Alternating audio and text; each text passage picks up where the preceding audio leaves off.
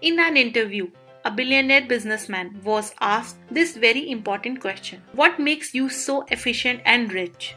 And he simply replied, I just make decisions. I make hundreds and millions of dollars from the quick decisions every day. Like what to focus my energy on, what to eat for lunch, how to respond to the customer, which customer or supplier to focus on, which task to pick from a long to do list, and many more. such a simple and quick decisions are the fastest route to improve the daily productivity. As per a study, on average, a person spends more than 2 hours every day to take these small daily decisions: which clothes to wear, which color, which brand, which stuff, what to cook for lunch. Out of 10 different varieties and brands in this shop, which soap or toothpaste to buy, how to commute to office, car or metro, whether to go for a yoga classes today or not, whether to join a network marketing company, which my friend is trying to convince me for so long, whether to join a training program which is essential for my office work. If a person spends 2 hours a day to just take these small decisions, he is actually wasting around 730 hours in a year in decision making only. Poor decision making skills does not feel like a serious problem at the end of the day, but on the overall productivity and growth of your work or personal life, it's a big problem. As such, there is no hard and fast rule and guidelines to take the right decisions every time. But here are some learnings from the researches and the books from the great decision makers. Satisficers and maximizers. Suppose a person wants to buy a car. He has some key criteria or requirements for the car which he wants to buy. Like a brand should be Honda. It should be a diesel car. Budget is in between rupees 5 and 6 lakhs. Preferred color is black.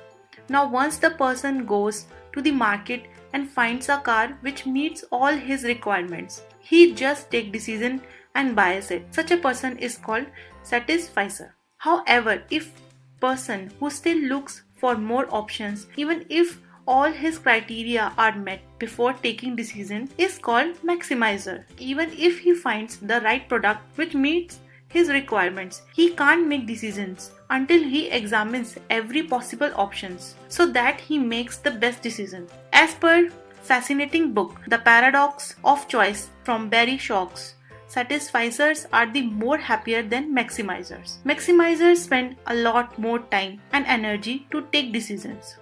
Learning. Be absolute clear about your requirements before exploring the options. Once you get them matched to your requirements, take decision and move on. Less can be more. Suppose you are a father of 5-year-old child who wakes up at midnight short of breath. There are many doctors in the city who could be considered to get the immediate treatment. Now there is one doctor who can come home within 20 minutes to see the child. But you don't like this doctor attitude at all. You have another option to drive your child to a doctor's emergency clinic who is 30 minutes away from your home and has a good attitude. The question is which doctor to approach. In such scenario, the key factor to decide doctor is his attitude and good listening skills. Other factors like doctor fees, distance, wait time, etc. are secondary factors. Learning. Our brain is designed to take quick decisions based on the past experiences and impressions. Trust your gut and decide based on initial experiential feelings. Decision through experiences. As per a book, Stumbling on Happiness by Daniel Gilbert, if we don't have knowledge or experience to make decisions, it's better to just ask someone else. Suppose you are planning for a trip to Europe. There could be many questions in your mind like which place to visit, which hotel to stay, which airlines to book, and many more. As you are going to Europe for the first time, you will spend endless number of hours in doing a research and making these decisions. In such a scenario, the best way to make decisions is to ask for the other person's experiences who have visited Europe. You will find this as the best way to take decisions. Overthinking, paralysis of analysis. Suppose your friend tells you that he is earning good money through a network marketing company which he joined off lately. He explains you the company profile, products and the marketing plan.